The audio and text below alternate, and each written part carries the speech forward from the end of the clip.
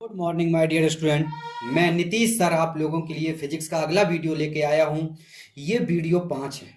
आज से हम बेटा आपके जो सिलेबस है, आपका जो सिलेबस दिया है उस सिलेबस के अनुसार, मतलब मेरे कहने का मतलब ये है, जो आपकी बुक है उस बुक में जो पहला चैप्टर है उसका नाम है माय डियर स्टूडेंट, उसका नाम है मोशन। क्या नाम है? मोशन। तो जो आपकी बुक है उस बुक में जो पहला चैप्टर दिया उसका नाम है मोशन। आज हम मोशन पढ़ाने जा रहे हैं, यानी मोशन शुरू करेंगे। थोड़ा सा एक पहला लेक्चर है। इससे पहले हमने आपको जो भी पढ़ाया, क्यों पढ़ाया, उसका रीजन ये था, जब तक आपको माय डियर स्टूडेंट ये छोटी छोटी चीजें नहीं आएंगी तब तक आपको फिजिक्स नहीं आएगी। जैसे आपको fundamental quantities, fundamental unit, derived quantity, drive unit, ये सारी चीजें क्या होती हैं, क्या डेफिनेशन होती है, कैसे हम फाइंड करते हैं, ये चीजें जब तक आपको नहीं आएंगी तब तक आप फिजिक्स मोशन शब्द नहीं समझ सकते, मोशन के बारे में आप लोग नई डेफिनेशन निकाल सकते। ठीक है, इसलिए हमने आपको वो चीज पहले पढ़ा रखी है, वो आपका बेसिक था। चाहे उसे ऐसा करना, मेरे जो जो हमने आपको पढ़ा रखा है उसे आप चैप्टर 1 डाल लेना, और मोशन जो है ये जो आपका बुक से आपको जो मिलेगा ये आपका चैप्टर 2 के नाम से होगा। ठीक है, ये इस चैप्टर में आपको जो भी चीजें मिलेंगी वो आपके गति, यानी मोशन क्या मतलब होता है, गति, गति से संबंधित हमारी सारी बातें आएंगी। और भी आपकी जो भी छोटी छोटी बातें आएंगी माय डियर स्टूडेंट, जैसे हमने आपको पढ़ा रखा है डिस्टेंस क्या होती है, डिस्प्लेसमेंट क्या होता है। तो डिस्टेंस और डिस्प्लेसमेंट जब होगा तभी तो मोशन होगा। इसीलिए हमने आपको छोटी छोटी चीजें, जो भी हमारी डेफिनेशन थी वो हमने आपको पहले से पढ़ा रखी हैं। ठीक है, अब आपको ये चैप्टर जो मोशन है, आज हम मोशन चैप्टर चालू करेंगे, अब आपको सही से समझ में आएगा, क्योंकि आपको ऑलरेडी छोटी छोटी बातें पढ़ी हैं, तो अब आपको समझ में आएगा। ठीक है, इसी के साथ ही हम ये मोशन जो चैप्टर है माय डियर स्टूडेंट, इसको हम प्रारंभ करते हैं। तो मेरे कहने का मतलब है इस चैप्टर को दूसरा चैप्टर, इस मोशन को दूसरे चैप्टर नाम से आपको नोट करना है, नोट्स बनाने हैं फिर कॉपी में। ठीक है, आइए माय डियर स्टूडेंट, सबसे पहले हम बात करते हैं मोशन की। किसकी बात करते हैं? मोशन की। तो सबसे पहले माय डियर स्टूडेंट, सबसे पहले हम बात करते हैं मोशन की। मोशन का है, सबसे पहले हम क्या बात करते हैं? मोशन। मोशन की अगर हम बात करें तो सबको पता होगा मोशन जो होता है, मोशन को हिंदी में क्या बोलते हैं माय डियर स्टूडेंट? मोशन को हिंदी में हम बोलते हैं गति। क्या बोलते हैं? गति। यही चैप्टर का नाम है। ठीक है, तो इसमें आपको मोशन को हम क्या बोलते हैं माय डियर स्टूडेंट? गति। मोशन क्या होता है? तो हम कह सकते कोई ऑब्जेक्ट है, कोई बॉडी है, कोई ऑब्जेक्ट है। जैसे मान लो हम मान के ही चल रहे हैं, मेरे पास कोई ऑब्जेक्ट है। ठीक है, कोई भी हम ऑब्जेक्ट मान के चले। ठीक है, हमने मान लिया ये मेरा एक ऑब्जेक्ट है, दिख रहा है आपको? ओके, ये आपका ऑब्जेक्ट है, ये ऑब्जेक्ट यहां रखा। इस ऑब्जेक्ट को यहां से उठा करके इस कॉर्नर से यहां से मूव कराओ और इस ऑब्जेक्ट को इस कॉर्नर पे रख दो। समझे ना?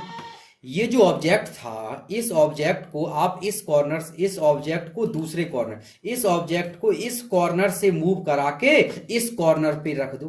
तो हम ये कह सकते हैं माय डियर स्टूडेंट कि ये जो हमारा ऑब्जेक्ट था, ये जो हमारी बॉडी थी, जो हमारा पार्ट था, इस पार्ट ने, इस ऑब्जेक्ट ने इस यहां से यहां तक क्या किया? मोशन किया। क्या कहेंगे आप? मोशन। हम ये कह सकते हैं माय डियर स्टूडेंट, हम ये कह सकते हैं कि ये जो हमारा बॉडी, ये जो हमारी बॉडी थी, उस बॉडी ने इस कॉर्नर से दूसरे कॉर्नर तक क्या किया? मोशन किया। मोशन मतलब गति की, गति की। तो हम ये कैसे, अब यहां से अगर माय डियर स्टूडेंट अगर आप डेफिनेशन बनाए तो क्या बना सकते हैं कि इस ऑब्जेक्ट ने इस बॉडी ने यहां से मूव करके यहां तक पहुंची, किसके द्वारा? मोशन के द्वारा, गति के द्वारा। तो गति क्या हुई?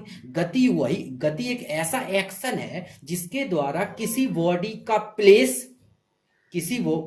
का प्लेस या उसकी शेप या साइज, कुछ भी उसका चेंज होता है, वो किसके द्वारा चेंज होता है? मोशन के द्वारा चेंज होता है। ठीक है, कुछ बात समझ में आई? मोशन मतलब गति। गति का मतलब क्या है? जब एक प्लेस से दूसरे प्लेस पर जाते हैं या उस पर किसी पर हम जो मूव करता है थोड़ा बहुत, उसे हम क्या कहते हैं? उसे माय डियर स्टूडेंट मोशन कहते हैं। ठीक है, बात करते हैं मोशन की डेफिनेशन। देख लो, देखो क्या है ए मोशन, ध्यान समझना। A motion is an change, एक जो गति है, ए चेंज, वो a motion is an change of position.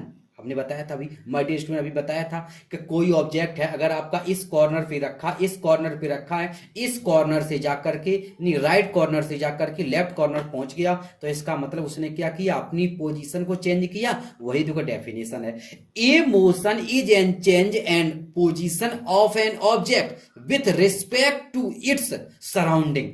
मतलब किसकी रिस्पेक्ट में, देखो उसने कहा ऑब्जेक्ट जो चेंज करता है विथ, क्या कहा उसने, क्या कहा आपसे, विथ, विथ,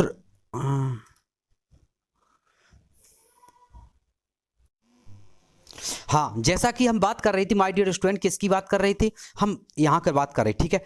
अगर अब हम इसके आगे की बात करें, किसकी बात करें, ठीक है, तो उसने कहा है ऑब्जेक्ट विथ रिस्पेक्ट, का object with respect to its surrounding is a given interval of time से, मतलब जो हमारा समय होता है माय डियर स्टूडेंट, समय का जो अंतराल है, मतलब टाइम है, टाइम के इंटरवल में जो टाइम है, उस टाइम का जो इंटरवल है, उस इंटरवल के हम रिस्पेक्ट, उसके सापेक्ष सराउंडिंग, उसके चारों ओर जो जो ऑब्जेक्ट होता है, उस ऑब्जेक्ट के चारों ओर जो चेंजिंग होती है, उसकी जो पोजीशन चेंज होती है, उसे हम क्या कहते हैं, मोशन कहते हैं। हमें संभवता है कि आपको ये डेफिनेशन समझ में आई होगी। मोशन का मतलब क्या है कि कोई ऑब्जेक्ट है, इस कॉर्नर से दूसरे कॉर्नर पर पहुंच गया, एक कॉर्नर से दूसरे कॉर्नर तक पहुंचने में उसके द्वारा जो गति होती है, जो मूव होता है, उसे आने और जाने में जो आपका होता है, उसे क्या बोलते हैं, सॉरी, एक जगह से दूसरी जगह पर जाता है, उसकी जो प्लेस चेंजिंग होता है, क्या चेंज होता है, प्लेस, यानी उसकी पोजीशन चेंज हो जाती है, वही आपकी, वो आपका एक्शन क्या कहलाता है, वो आपका एक्शन क्या कहलाएगा माय डियर स्टूडेंट, मोशन कहलाता है। ठीक है, इतनी छोटी सी परिभाषा अपनी भी लैंग्वेज में आप लिख सकते हैं। इसके बाद दूसरी जो आती माय डियर स्टूडेंट, वो आती रिलेटिव मोशन। क्या आता है, रिलेटिव मोशन। रिलेटिव मोशन की जो हिंदी होती है वो होती है सापेक्ष गति। क्या होती है, सापेक्ष गति, ध्यान समझना। रिलेटिव मोशन की जो हमारी गति होती है उसे हम बोलते हैं सापेक्ष गति। क्या होती है, सापेक्ष गति। सापेक्ष गति का जो माय डियर स्टूडेंट, जो सापेक्ष गति होती है, उस सापेक्ष गति का जो कार्य होता है, तो आपको पता होगा सापेक्ष गति होती है। सापेक्ष गति का मतलब होता है किसी के रिस्पेक्ट में, क्या बताया हमने, किसी के रिस्पेक्ट में जो मोशन होती है उसे बोलते हैं रिलेटिव मोशन। ठीक है, क्या बोलते हैं उसे, रिलेटिव मोशन। मतलब एनी ऑब्जेक्ट, हम कह सकते हैं any object, motion of any object with respect of the other object, this is called relative motion। देखो ऐसे नहीं समझ में आ रहा, ऐसे देखो, जैसे हम ये समझ के चल रहे हैं कि मेरे पास कोई ऑब्जेक्ट है, समझना, ये एक छोटा सा ऑब्जेक्ट है my dear student, look here, ये ऑब्जेक्ट है, ठीक है, एक ऑब्जेक्ट, ये ऑब्जेक्ट, इस ऑब्जेक्ट को, ये ऑब्जेक्ट यहां रखा है, ठीक है, इस ऑब्जेक्ट के मोशन की बात करें, किसकी बात करें, मोशन की। इस ऑब्जेक्ट के मोशन की बात करें किसके रिस्पेक्ट में, इस देखो, ये रहा ऑब्जेक्ट फर्स्ट और ये रहा ऑब्जेक्ट सेकंड। अगर हम आपसे ये बात करें कि ऑब्जेक्ट फर्स्ट जो आपका ऑब्जेक्ट प्रथम है, फर्स्ट ऑब्जेक्ट के जो मोशन की बात करें किसके रिस्पेक्ट में, सेकंड ऑब्जेक्ट के रिस्पेक्ट में, तो ये जो फर्स्ट ऑब्जेक्ट की जो मोशन होगी सेकंड के रिस्पेक्ट में, वो इसकी क्या कहलाएगी, रिलेटिव मोशन कहलाएगी। क्या कहलाएगी, रिलेटिव मोशन कहलाएगी। माय डियर स्टूडेंट, हमें लगता है कि आपको सही समझ में आया होगा।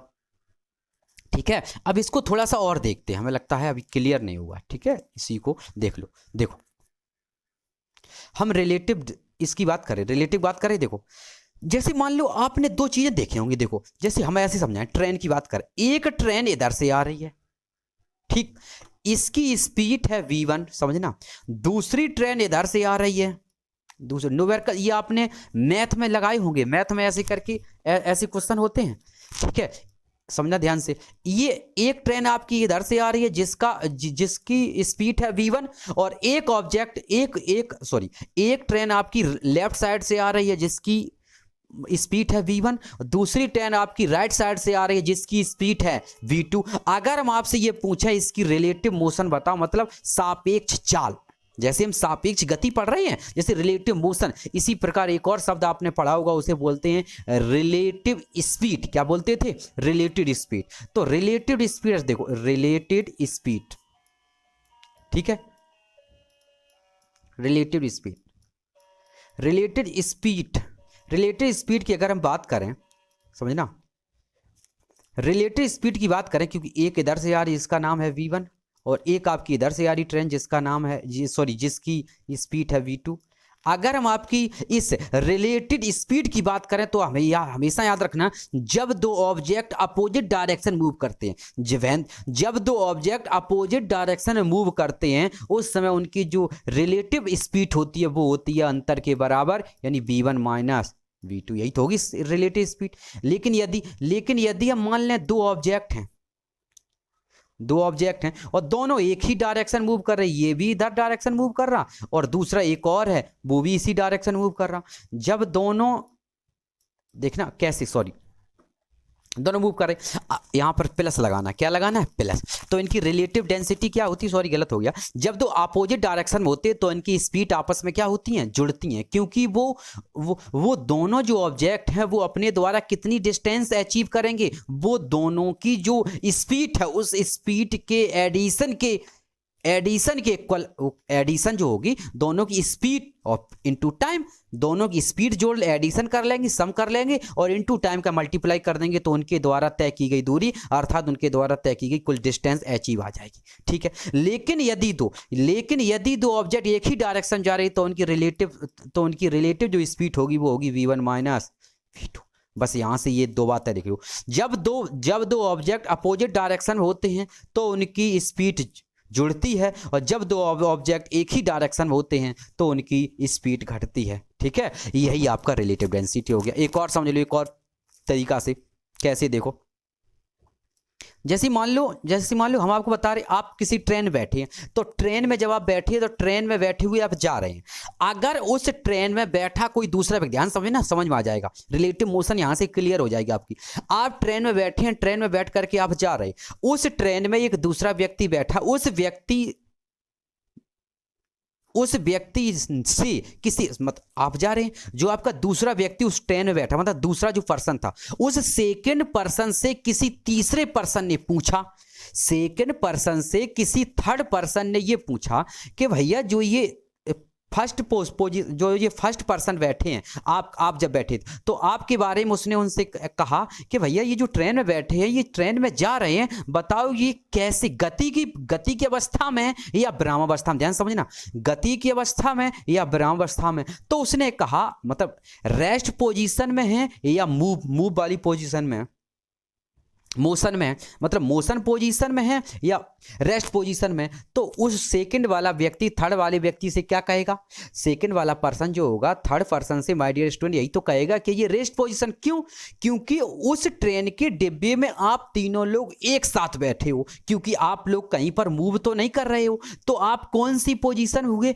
आप हुए रेस्ट पोजीशन में। अब हम बात करें किसके रिस्पेक्ट में, तो आप हुए उस ट्रेन के अर्थात उन व्यक्तियों के रिस्पेक्ट में, जो और पर्सन बैठे थे उन पर्सनों के सापेक्ष आप बिल्कुल स्थिर बैठे हो, ट्रेन में बिल्कुल हिल नहीं रहे, बिल्कुल आराम से बैठे हो, तो न तो वो चल रहे ना आप चले, तो उनके रिस्पेक्ट में आप कौन सी पोजीशन में हुए, रेस्ट पोजीशन में हुए। लेकिन यदि कोई व्यक्ति ट्रेन के बाहर अर्थात रोड, ट्रेन की पटरी के किनारे खड़ा है और उसके सामने से ट्रेन गुजर जाए, उस व्यक्ति से अगर कोई व्यक्ति पूछे कि भैया इस ट्रेन में बैठा हुआ व्यक्ति जो आप गए हैं, पूछे इस ट्रेन में बैठे हुए व्यक्ति किस पोजीशन में है, तो वो किस में बताएगा, मूव पोजीशन में, गति की अवस्था में, मोशन पोजीशन में। सही है, अब बात समझ में आई, जो वो किसके, तो ये देखो, आप थे तो अकेले, मतलब हो तो आप ही, आप जब आपके डिब्बे में दूसरे व्यक्ति से पूछा गया आपके बारे में तो उसने बताया रेस्ट पोजीशन, और जब उस ट्रेन की पटरी के किनारे खड़े हुए तीसरे व्यक्ति से, उस व्यक्ति से पूछा गया, नेक्स्ट पर्सन से पूछा गया, तो उस व्यक्ति ने आपके बारे में बताया क्या, या आपने उसके बारे में क्या बताया, जो व्यक्ति बाहर खड़ा था उसने आपके बारे में क्या बताया, उसने आपके बारे में ये बताया कि ट्रेन हमारी किस में है, कौन सी है, मोशन पोजीशन में। कौन सी पोजीशन में, मोशन पोजीशन में है। तो इन दोनों में आप थे तो पर्सन अकेले, दोनों में अंतर क्या हुआ, दोनों में अंतर ये हुआ, ये रिलेटिव मोशन का इफेक्ट है। बात समझ में आई, रिलेटिव मोशन, एक अगर ऑब्जेक्ट किसी के रिस्पेक्ट में रेस्ट पोजीशन में है तो वही ऑब्जेक्ट किसी दूसरे पर्सन के रिस्पेक्ट में मोशन पोजीशन में आ जाएगा। ठीक है, अब तो हमें समझ में आएगा, ज़्यादा बड़ी क्लास नहीं लेंगे, अभी पहला चैप्टर था। ठीक है, हमें लगता है कि आपको क्लियर समझ में आया होगा। ठीक है, और पढ़ते रहें, जो भी नोट्स बनाते रहें। ठीक है, यहाँ तक कोई प्रॉब्लम हो तो बताएं। ठीक है, तो इसी